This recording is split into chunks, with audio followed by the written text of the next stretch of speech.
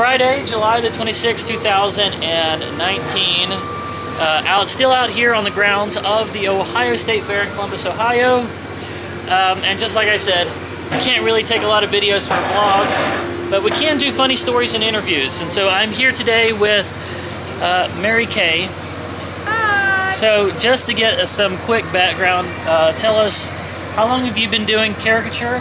I've been drawing caricatures, let's see, I say officially since 2005 because that's the first time I drew at Darien Lake at the theme park. But I was drawing for about 10 years before that on my own. I kind of taught myself how to do it, so I would do like 3 to 8 parties a year for about 10 years. Let me scoot in a little closer because I'm thinking I'm probably not going to be getting good sound here. Oh. Okay, so you started at Darien Lake theme park, and yes. so is most of your caricaturing at theme parks so far? No. I went to Disney after that because I wanted to do it full time, and I didn't really want to get a job. So no. I drew caricatures at Disney full time, but I was an independent contractor. And then I started doing fairs, festivals. And how long have you been doing that then?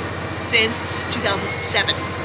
That's when Tim Reed told me about my first fair, which was the 2007. 2007.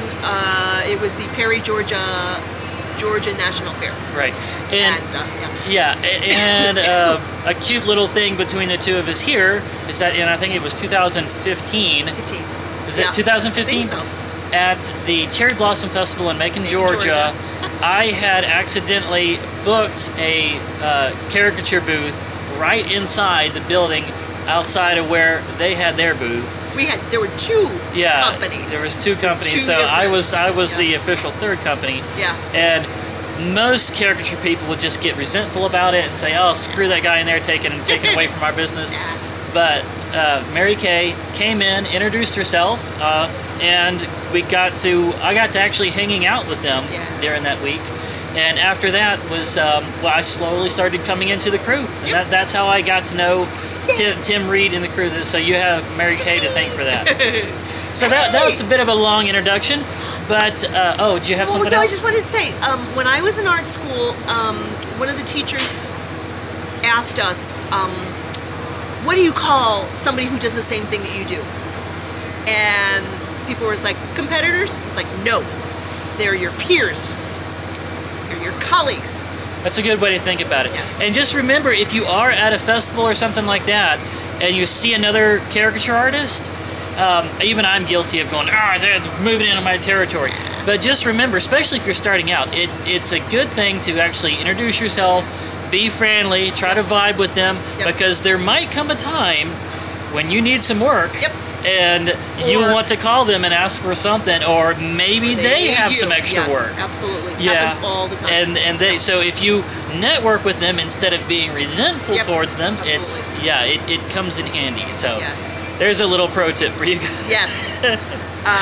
All right, so that's a bit of a long introduction. Let's go ahead and get your interesting story you wanted to tell. Okay, this is really, this happened at the Spartanburg Spring Fling, which was a little 4-day or 2-day, and you were there too. We were there. Did this happen at that very fair? The very fair. Yes. This is the one that me and Lo did that whole deal out there. Yeah, we were at one end, and her and Brian were at the other end. Yes. And we went out to eat at that Irish pub later, and I had the best shrimp and grits that I've ever had at an Irish pub. You remember that? Yes. Anyway, of course. Okay, continue on. Okay, so there was a couple that I was drawing, and they were kind of a middle-aged couple, and I would describe them as well-lived.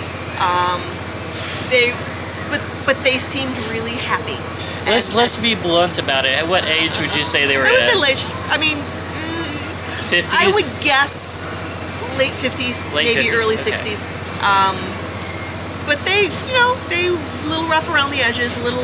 But happy. But yes, like really just content. Very, very upbeat, and the gentleman I was drawing the gentleman and the woman, and they wanted separate pictures. And the woman kept saying, "Oh, this is so, oh man, this is so good, oh." And they said, "Yeah, so much better than the one we got 2 years ago." And I got a little, because the person that may have drawn them 2 years ago was sitting right next to me. Can I say his name? Sure. It was Brian. It was Brian. It was Brian. It could have been Brian. It could have been because there were. But it could have also been Bobby. Could have been because Bobby and AJ had done that the year before.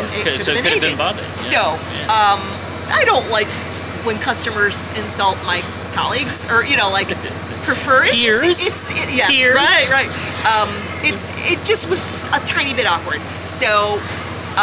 Then they switched places, and the woman who I drew was looking at her picture, saying, "Oh man, this is so great! I love this so much." And then the gentleman lady was drawing first, getting drawn. Then the gentleman sat down, and again, "Oh man, that looks so good! That looks so good! Better. Yes, so much better than 2 years ago." And I was just a tiny bit, again, it felt a little awkward. And then she leaned down to me and whispered in my ear, 2 years ago, when we got drawn, we were both on drugs.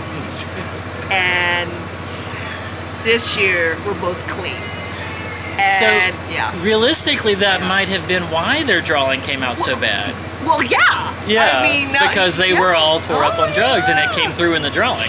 Yes, absolutely. But I mean, it so was, we pick up on these kinds of things, guys. Yeah. Well, and then the sunken in cheeks and the hollow eye look, all that stuff that happens when you're messed up. When I draw people, I don't just draw their faces; I draw their expressions. Yeah, that's a good reason why live characters tend to come out so much better than drawing from photos, because we get an impression of you and your personality, and we try to work that into the drawing as well.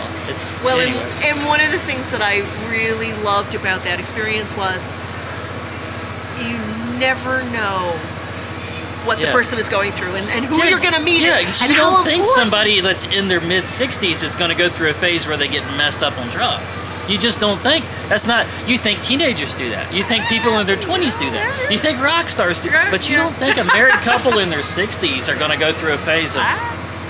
Yeah, it happens. So apparently it does happen. But hey, they got clean. Yeah, and so there's a happy ending to that. I told him, I said, you really touched my heart, and I think I probably hugged him, I would say there's a good chance you probably did. You're a hugger. Yeah. Yeah. I think I might have even taken a picture. I wouldn't ever publish it, but just for my own. Yeah. Just so I would remember them. So you don't think you put it on like Facebook or anything? It was just something for your own. No, because this wasn't something she wanted to share it with me privately. Oh, nice. Yeah, okay. It was just something I wanted to remember. Yeah. So. Spartanburg Spring Fleet. Yeah. Awesome. All right. Well, good story. And what are we up to? We're up to 8.5 minutes. So that's going to have to be it for this one, guys. If you've enjoyed it, please hit that thumbs up like button. Leave some comments. And subscribe if you haven't already. Make sure to hit that bell icon so that you'll start receiving notifications of all my future updates. And I'll see you on the next one. And make a comment about how much you like the no beard. They've already commented that a lot of them think that it's kind of weird. That I had a few that said if we didn't recognize your voice, we would think that we were watching a different channel altogether. It's so funny. Bye-bye.